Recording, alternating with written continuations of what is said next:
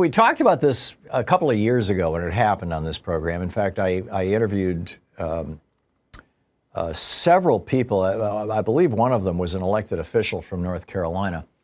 When Roy Cooper, a Democrat, was elected the governor of North Carolina. Now, statewide, North Carolina is arguably a blue state. I mean, you know, they keep electing Democrats to statewide offices. In fact, the only statewide office that is not held by a Democrat is the auditor's office. That's it. And the auditor is like this kind of, you know, he's like the bookkeeper. He's literally the auditor for the state. I mean, it's not a position of great power. He doesn't have policy, capabilities, anything like that. But he's the only Republican elected statewide in North Carolina. And so when when the Republicans controlled the state, they so effectively gerrymandered it that Republicans have a lock tight on control of the state legislature and the state House of Representatives and the state Senate. So what they did was they got together and they said, "Oh, we got a Democrat in the governor's mansion. Well, let's just take away his power." And so the first power that they took away from him was his ability, or his administration's ability, to oversee elections. And who did they give that power to? The state auditor, the one elected Republican at the statewide level in the entire state government of North Carolina. And the state auditor's office has absolutely nothing to do with elections, but now he's in charge of them.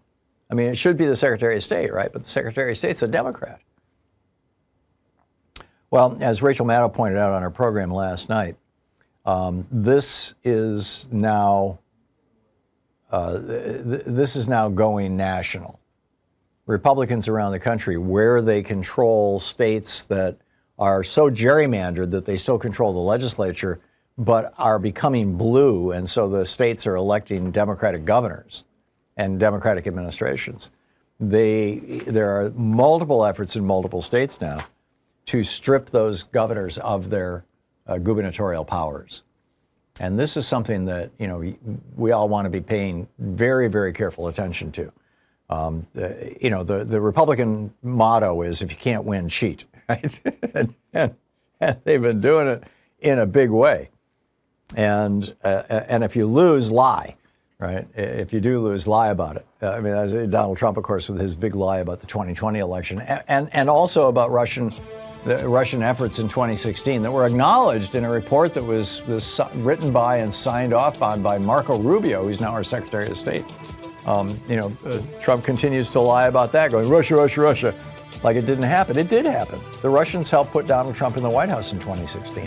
And I believe they helped put him in the White House again in 2024. But Putin owned up to it.